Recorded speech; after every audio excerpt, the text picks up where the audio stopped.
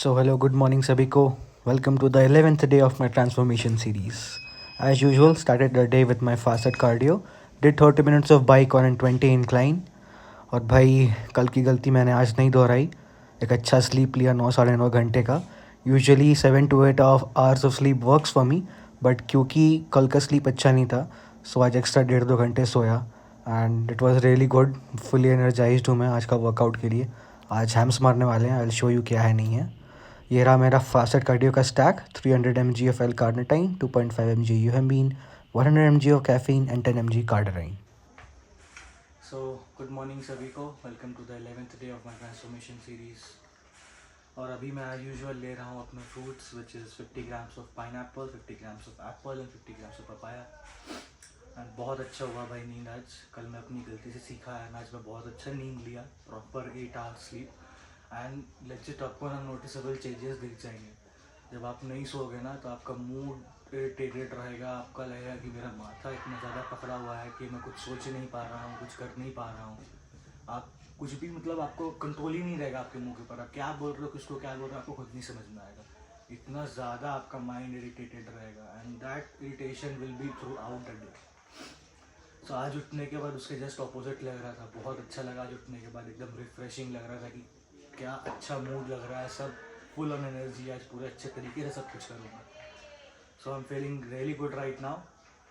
अभी अपना इसके बाद मैं खाऊंगा ब्रेकफास्ट थोड़ी देर बाद. तब तक मैं कुछ अपना कंप्यूटर वर्क वगैरह कर लूँगा. ब्रेकफास्ट खा के देन आई ऑफ जिम के लिए मैं निकल जाऊँगा एंड आज मैं लगाऊंगा hams. So see you when I have my breakfast.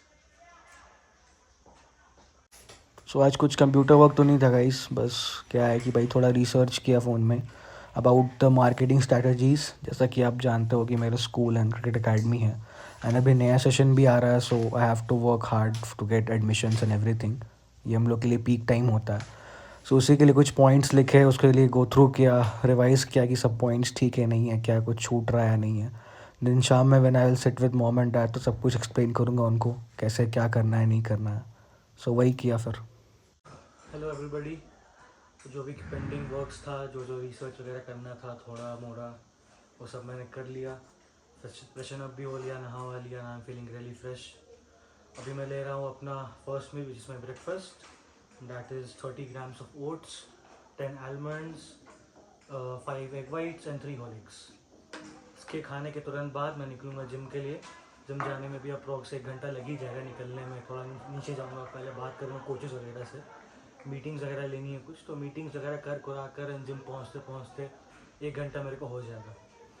सो जल्दी से खा लेता हूँ, भूख बहुत तेज़ लग रहा है. See you guys at the gym. आज लेंगे एक तगड़ा सा ham session and carbs also. See you. So breakfast करके एक शॉर्ट मीटिंग लिया विद ऑल द कोचेज़ और निकल गया हूँ जिम के लिए. ऐसे तो आप सभी को आई डोंट नो पता है कि नहीं, I go to Anytime Fitness, Ashok Nagar में है वो. बट एक्चुअली आज उसका 5th anniversary, I think so gym का 5th एनिवर्सरी है. सो 12 बजे के बाद आज जिम बंद था एंड वो कल 12 बजे तक बंद रहेगा संडे को. भाई कल तो ऐसे भी रेस्ट डे है, so not a big deal. But आज का सीन फिर 12 बजे के बाद बंद था. तो I am going to another gym, Atomic Fitness. मेरे एक भैया है, दोस्त है, उन्हीं का जिम है. सो वहाँ जाऊँगा, एक तगड़ा सा हैम सेशन लूँगा. भाई अभी तो दोपहर का समय है, जिम भी खाली होगा. The best time to train. So see you guys at the gym. दिखाता हूँ मैं कैसे होता है आज का हैम सेशन, क्या क्या एक्सरसाइज लेता हूँ मैं एंड कैसे कैसे परफॉर्म करता हूँ. सी यू. भाई सबसे बेस्ट एक जिम बॉय के लिए क्या हो सकता है पता? Empty gym. कोई नहीं है भाई, कोई भी नहीं है, कोई भी नहीं है. बहुत मज़ा आएगा भाई, बहुत मज़ा आएगा. वो खड़ी रही मेरी बीमर सुंदर सी. चलो भाई स्टार्ट करते हैं वर्कआउट. हैमस्ट्रिंग है आज अपना. सो दिखाता हूँ मैं क्या क्या मारता हूँ हैमस्ट्रिंग में. सो हैमस्ट्रिंग के लिए पहला मूवमेंट लूँगा मैं लाइंग लेग कर्ल्स. इसके मैं लगाऊंगा 5 सेट्स, 12 to 15 reps पहले 2-3 सेट में, ताकि थोड़ा सा अच्छा ब्लड फ्लो है मसल्स में, थोड़ा आइसोलेट कर लूँ, अच्छे से मसल को फील कर लूँ. एंड लास्ट का 2 sets I will go heavy. I will target between 6 to 8 reps with quite a weight, but उतना भी ज़्यादा नहीं कि कंट्रोल ना कर पाऊँ. हिप्स मेरा ऊपर उठ रहा है. So you will see the moment how perform और देखिए, देन मैं बताऊंगा कि क्या मैं कर रहा हूँ, क्या आपको ध्यान देना चाहिए इस पर्टिकुलर मूवमेंट में, क्या नहीं करना चाहिए।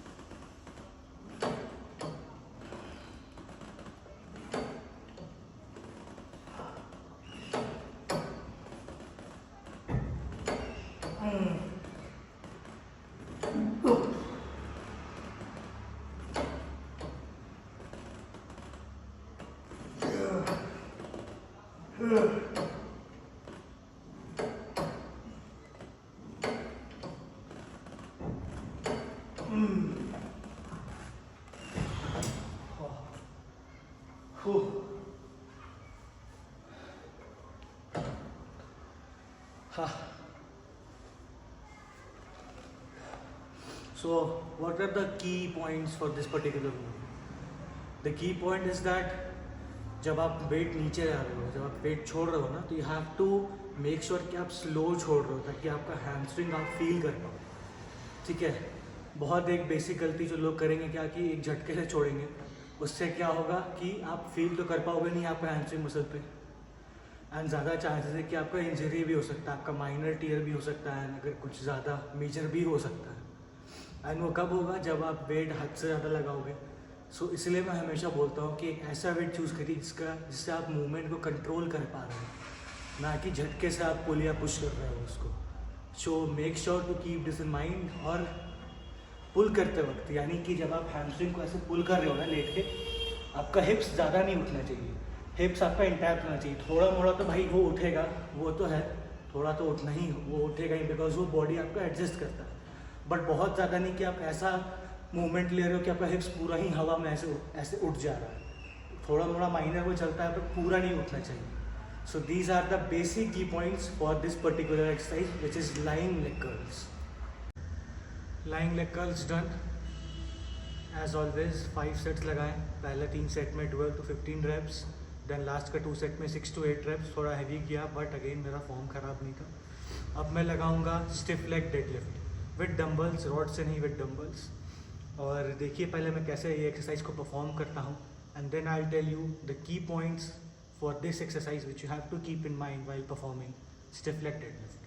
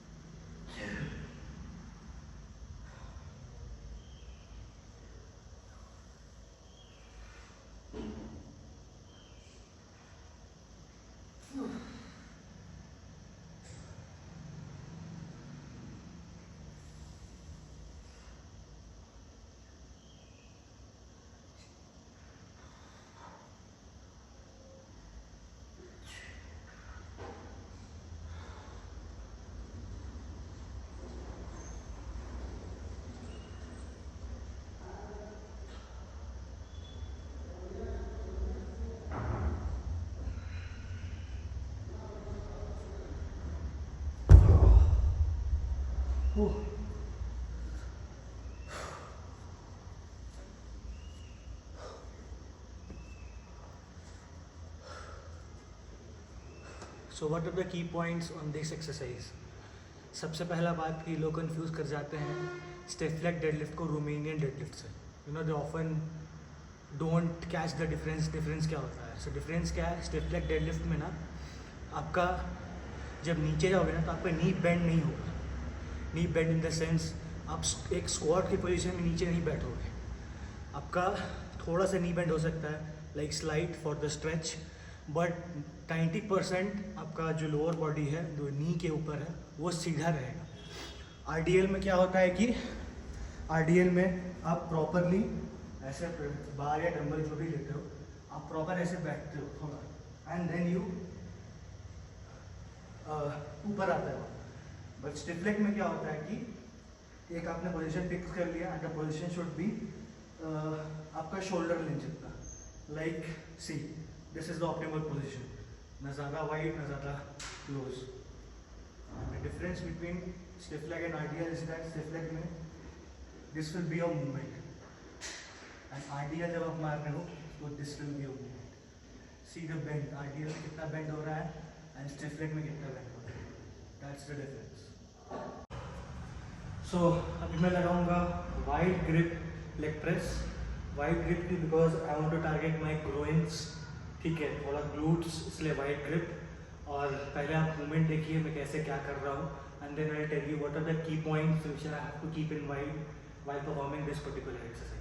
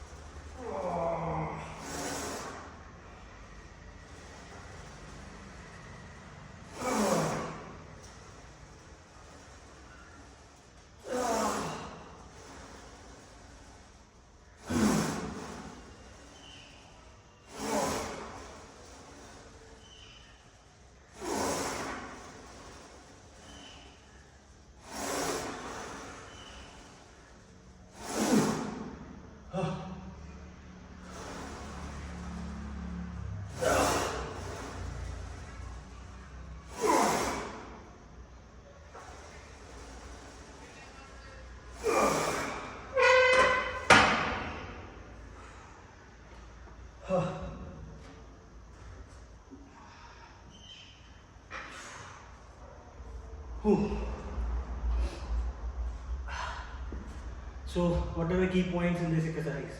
सबसे पहला तो आपका स्टांस, आपको देखना है कि दोनों एंड जितना भी आपका बेस है, लेग प्रेस का जितना बड़ा बेस है ना, दो बेस का थोड़ा सा ऊपर, लाइक थोड़ा सा ऊपर एंड वाइड करके टोज जो आपका ये सीधा नहीं रहना चाहिए, थोड़ा सा पॉइंट आउटवर्ड करना चाहिए। फिर सबसे पहले तो आपका स्टांस हो गया क्लियर, ऊपर वाइड एंड टोज आउटवर्ड। दूसरा जो आपका मूवमेंट रहेगा ना, इट विल बी स्लो क्यों? बिकॉज आपको फील करना है ग्रोइंग में, जो स्ट्रेच आपको आएगा ना ग्रोइंग में, you have to feel that particular stretch. जो ग्रोइंग्स में, जो हैंड्स में वो स्ट्रेच आ रहा है ना, आपको वो फील करना बहुत ज़रूरी है। एंड तीसरा है कि जब आप ऊपर जब पुश कर रहे हो वापस, तो पूरा मत पुश करिए। हो सकता है पूरा पुश करिएगा ना तो आपका फिर क्वाड्स ले सकता है, outer sweep, the rectus part of the quads, हो सकता है वो थोड़ा मोड़ा एंगेज हो, थोड़ा तो एंगेज होगा ही इस एक्सरसाइज में, बट पूरा ऊपर करने से क्या है कि थोड़ा सा और ज़्यादा एंगेज हो सकता है।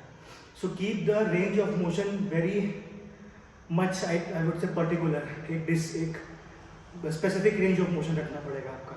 नीचे ला रहे हो आप धीरे स्ट्रेच, ऊपर 100% की जगह 70% चाहिए।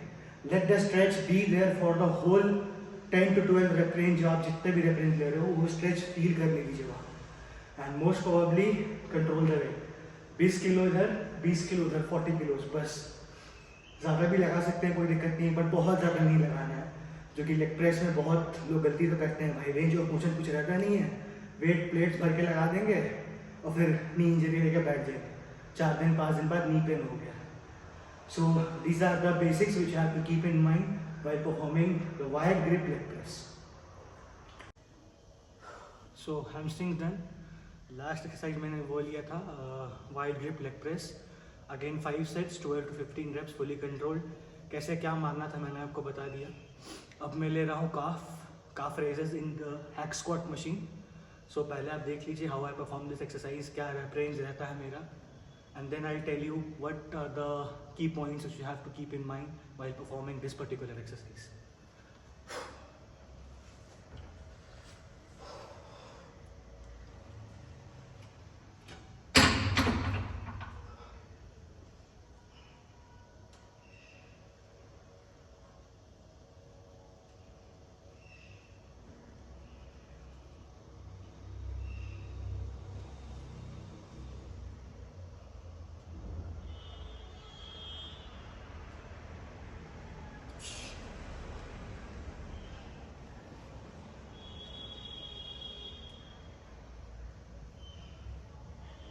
Whew.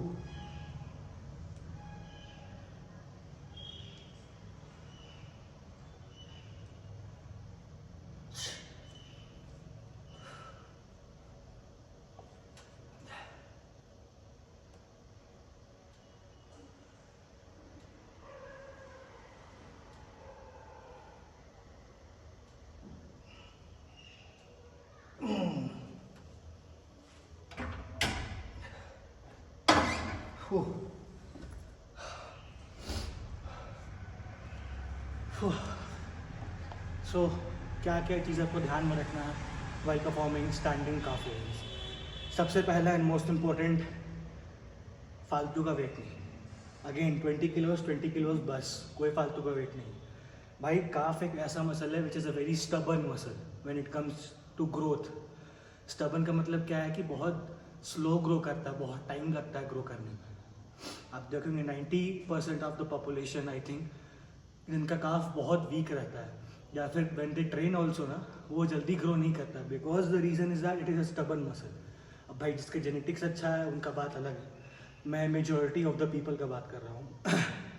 सो सबसे पहला है कि ऐसा वेट लगाइए जिससे आप काफ मसल को फील कर पा रहे हो। दूसरा, आपने देखा होगा मेरा रेंज ऑफ मोशन क्या था। जब मैं नीचे आ रहा था ना, यहाँ पे जब मेरा प्लेसमेंट था, तो मैं थोड़ा नीचे भी स्ट्रेच दे रहा था। मैं यहीं पे नहीं रुक रहा हूँ, मैं स्ट्रेच को थोड़ा नीचे दे रहा हूँ, और जब मैं ऊपर जा रहा हूँ तो थोड़ा सा पेस में बढ़ा रहा हूँ। I am trying to squeeze the muscle, और नीचे धीरे, ताकि वो स्ट्रेच में रहे। तो ये बहुत मेजर चीज़ होता है भाई, ये बहुत मेजर चीज़ होता है। लोग तो नीचे उतना स्ट्रेच देते नहीं हैं, इतना ही रेंज ऑफ मोशन में खेलते हैं। सो आपको वो एक्स्ट्रा स्ट्रेच देना बहुत ज़रूरी है। एंड तीसरा, आपका जो टोज़ का जो प्लेसमेंट रहता है, जनरली क्या है कि ये जो टोज़ का प्लेसमेंट है ना, दिस पर्टिकुलर प्लेसमेंट काफ का दोनों पार्ट को, ये एक पार्ट हुआ एंड दिस सेकंड पार्ट, मैं नाम भूल जा रहा हूँ सॉरी, ये दोनों पार्ट टारगेट हो जाता है इस पर्टिकुलर स्टांस में। बट थोड़ा सा मुझे ऐसा लगता है, मेरा पर्सनल एक्सपीरियंस क्या है ना, कि मैं 6 रेप्स मैंने ऐसे लिया, बाकी का 6 रेप्स मैंने टोज़ को आउट किया। टोज़ को आउट करने से क्या है, मुझे थोड़ा सा ज़्यादा फील होता है over this part of the muscle in comparison to this. जब मैं ये टोज़ आउट करके करता हूँ तो लाइक 60-40 यू कैन से, ऐसे 50-50 फील हो रहा है। ये स्टांस लिया तो 60-40 फील हो रहा है। एंड एट लास्ट जो फिर टोज़ आउट जो था उसको मैं टोज़ इन कर दिया to hit the this part of the calf. Again इस पार्ट में अगर 60 इधर 40 आ रहा है तो मेरा इस स्टांस पे 60 इधर 40 आ रहा है। तो ये छोटा variation you can try, but इस वेरिएशन में भी हो जाता है। ये मेरा पर्सनल एक्सपीरियंस है एंड मेरे को अच्छा फील होता है। So that's why I perform 6 rep with the normal stance, 6 rep with toes outwards and 6 rep with toes inwards, in total of 18 reps. So काफ में आप जनरली आपको हाई रेप रेंज ही रखने से फ़ायदा है। 10 रेप 12 रेप से नहीं होने वाला, because it's a stubborn muscle. So try to perform at least 15 to 20 reps के बीच में आप अपना हर सेट रखिए एंड परफॉर्म दिस ट्वाइस और thrice a week. And at least अगर आप आज फॉर एग्जाम्पल अगर आज मैं काफ फिट कर रहा हूँ ना, तो I target between 6 to 8 sets and this I'll carry on for 3 times a week. So these are the key points जो आपके दिमाग में रखने हैं while performing standing calf raises. So standing calf raises के मैंने लगाया 4 sets। पहला सेट में मैंने लगाया 18 reps, फिर बाकी का लास्ट 3 सेट्स मैंने 20 reps ईच सेट लगाया। अब मैं कर रहा हूँ standing calf walk। So ये क्या है, कैसे मैं कर रहा हूँ, ये पहले आप देख लीजिए, then I'll tell you what are the things you have to keep in mind while performing this particular exercise.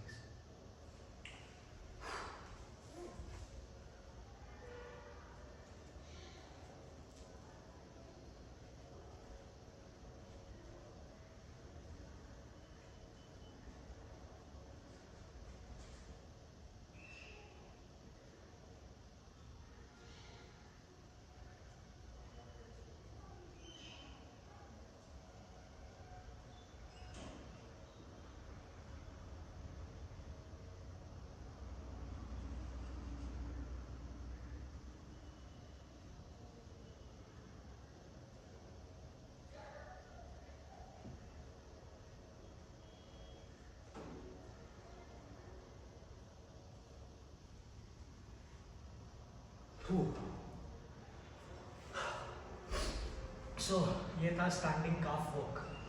So why this particular exercise, the reason behind this particular exercise है, जब आप नॉर्मल वॉक करते हो ना, आपका toes ऐसे रहता है, ठीक है। And while standing calf walk जो वेट रहेगा आपका वो टोज के इस पार्ट पे रहेगा. सो जब आप टोज के इस पार्ट पे वेट रखोगे ना तो आपका calf throughout the rep range वो एंगेज रहता है. एक स्टेप ले रहे हो, 2 स्टेप ले रहे हो, चाहे 200 स्टेप ले रहे हो, आपका काफ बहुत ज़्यादा engage throughout the whole rep range रहता है. एंड इस पर्टिकुलर एक्सरसाइज में क्या है कि आपको 10-15 रेप्स या 20-30 रेप्स में नहीं होने वाला, आपको फील ही होगा muscle after 40 to 45 reps. So try performing this exercise at least 80 reps in each set, यानी कि 80 walks, 80 times walks. और try to do this 4 to 5 sets, तभी आपको वो काफ में एक अच्छा बर्निंग सेंसेशन है, एक अच्छा पंप फील होगा. एंड क्या चीज़ें आपको ध्यान में रखनी है, the first thing is that जब आप काफ वॉक कर रहे हो तो आपका throughout the rep range weight यही रहना चाहिए. ठीक है, weight at this part of the toe. ऐसा नहीं कि जब आप एक स्टेप से दूसरा स्टेप ले रहे हो ना ऐसे तो आपका ये गिर जा रहा है. एक स्टेप से दूसरा स्टेप लिया तब भी मेरा ऐसे ही है टोस का पोजीशन, ना कि एक स्टेप से दूसरे स्टेप लेने के वक्त मैं पूरा अपना हील्स भी गिरा दे रहा हूँ. ये throughout the whole set यही रेंज रहेगा दिस. एंड द स्टेप्स, जो स्टेप्स का एक स्टेप का डिस्टेंस रहेगा दूसरे step say that will be short. एक अगर मैं यहाँ ले रहा हूँ तो दूसरा मैं यहीं लूँगा, ना कि एक यहाँ ले रहा हूँ तो दूसरा मैं यहाँ लूँ. ठीक है, so these are the only 2 things which have to keep in mind कि पहला तो आपका वेट हमेशा will be on the this part of your toes, और दूसरा कि स्टेप्स आपको धीरे लेना है. एंड तीसरा एक और चीज़, रियली सॉरी, जब आप वॉक कर रहे हो ना तो सपोज कि मेरा नी का जॉइंट है, मैं ऐसे वॉक कर रहा हूँ, आपने देखा होगा कि मेरा नी फोल्ड नहीं हुआ था, मेरा knee throughout the whole reference सीधा था. ये टोज हुआ, ये नी हुआ, मेरा नी फोल्ड नहीं हुआ था. मैंने ऐसे करके अपना टोज पे इस जगह टोज पे वेट रखा and my knee was also straight. तो नी भी आपको फोल्ड नहीं करनी. तो ये चीज़ें आप ध्यान में रखिए. इसके मैंने लगाया in total 5 sets, 80 to 100 walks in each set. Thank you so much. Good evening सभी को. आज हैम्स वर्कआउट बहुत अच्छा हुआ. हैम्स एंड काफ्स, क्या क्या मैंने किया, कैसे किया, वो सब तो आपको एक्सप्लेन किया ही. और अगर आपको कुछ भी लगा हो कि मैं कुछ गलत बताया हूँ या फिर कुछ छूट गया है मेरे से, या फिर ये चीज़ नहीं करना चाहिए, तो प्लीज़ अपना कमेंट्स पे अपना फीडबैक ज़रूर दीजिएगा. I am sharing my journey with you. मैं भी यहाँ सीखने ही आया हूँ, as I said earlier also. तो जैसा मैंने बोला था कि ज़रूरी नहीं है कि अगर जो कुछ मैं बोल रहा हूँ वो आप पे अप्लाई हो ही वो सही हो. गलती हो सकता है, मैं भी गलती कर सकता हूँ. So please do give your feedback on the comment section. और अभी ले रहा हूँ मैं अपना post workout meal which is 200 grams of chicken, 130 grams of white rice and 2 carrots. इसके बाद मेरा और 2 मील बाकी रहेगा. अभी टाइम तो है अच्छा, सो 2-2.5 घंटे के इंटरवल पे I will have my last 2 meals and I will show you क्या लेता हूँ मैं. प्रीटी मच तो सेम ही रहता है, बट अगर कुछ कुकिंग स्टाइल में अगर चेंज होगा नहीं होगा, I will show you. So see you guys at the second last meal. Very good evening सभी को. सो अभी मैं ले रहा हूँ अपने दिन का second last meal which is 200 grams of chicken and 2 carrots. Last में मैं यही लूँगा. ऑलरेडी मैं चिकन पकाया हुआ हूँ. I will show you what I have in my last meal. अगर कुछ चेंजेस होता है तो. एक रील में मैंने एक कोट देखा and that quote was a warrior's greatest weapon is his mind.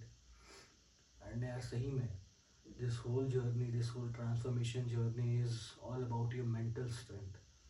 Physical strength भी एक एस्पेक्ट है I know, but physical strength से भी ऊपर एक मेंटल स्ट्रेंथ एस्पेक्ट है.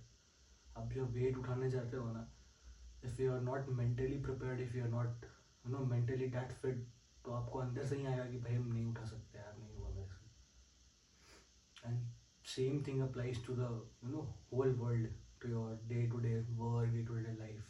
ये तो मैं अभी एक न्यूट्रिशन एस्पेक्ट का बात कर रहा हूँ. So keep that quote in mind. पता है, अगर आप वो कोट मैं हर बार अपने माइंड में चला रहा हूँ, हर बार अपने माइंड में चला रहा हूँ. So the thing is that I am training my own mind to be strong, strong, strong. मतलब ग्रो करते रहो, गिव अप नहीं करना है. जब भी होता है कि ठीक है नहीं खाता है यार, मन नहीं कर रहा खाने का, कुछ दूसरा खा लेते हैं, तो that thought comes in my mind and it kind of pushes me कि नहीं भाई ट्रैक पर आना है. So a warrior greatest weapon is his mind. Keep that thought in your mind.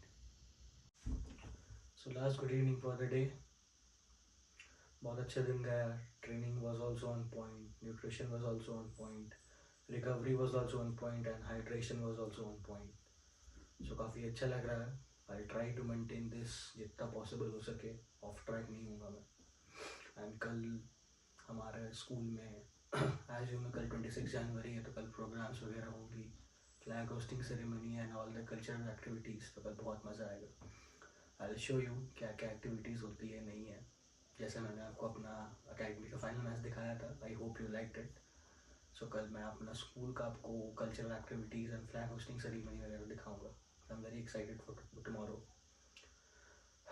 और अभी मैं ले रहा हूँ अपने दिन का last meal.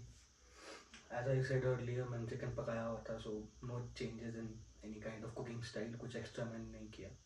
Around 200 grams of chicken and 2 carrots. So thank you so much for watching my video. Thank you for your support as always. Jesha Pradhan signing out.